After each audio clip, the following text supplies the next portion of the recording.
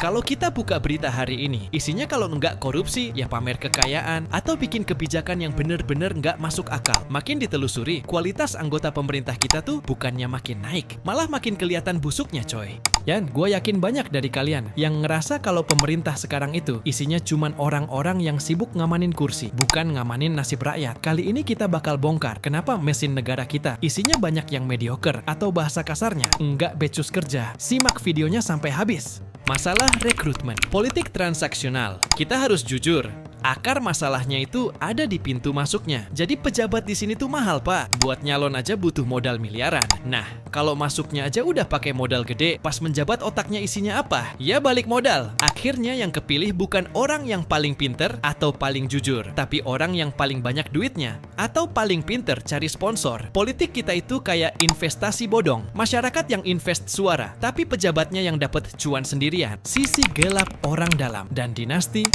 Belum lagi soal fenomena anak, istri, ponakan yang tiba-tiba dapat jabatan strategis. Kompetensi itu belakangan. Yang penting apa? Koneksi. Kita kayak lagi balik ke zaman kerajaan di mana jabatan itu diwarisin, bukan diperjuangin lewat prestasi. Bayangin kalau orang yang nggak pernah ngurusin publik tiba-tiba jadi pengambil kebijakan buat jutaan orang. Hasilnya ya amburadul. Kebijakannya nggak kenapak tanah karena mereka nggak pernah ngerasain susahnya jadi rakyat kayak kita.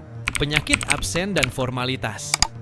Di pemerintahan juga banyak makhluk aneh yang hobinya titip absen. Pas rapat paripurna bahas undang-undang penting, kursinya banyak yang kosong. Sekalinya ada, malah asik main game atau tidur. Mereka ngerasa aman karena sistem pengawasannya lembek. Yang penting, laporan administrasi beres, perjalanan dinas cair. Tapi kalau urusan rakyat, itu bisa nanti dulu. Nunggu viral baru gerak. Benar-benar definisi kerja cuma demi formalitas. Poin gua gini, pemerintahan yang bobrok itu nggak lahir tiba-tiba. Dia lahir dari sistem pemilu yang mahal, hukum yang tebang pilih, dan kita sebagai masyarakat yang kadang masih mau suaranya dibeli pakai sembako. Kalau pintu masuk ke pemimpinan kita nggak dibenerin, ya jangan harap dapat kualitas. Yang ada malah koruptor lagi. Menurut lu, apa sih yang bikin pemerintah kita susah banget buat bener? Atau lu punya pengalaman kocak sama birokrasi yang ribet? Tulis di kolom komentar. Oke, segitu aja curhatan gua.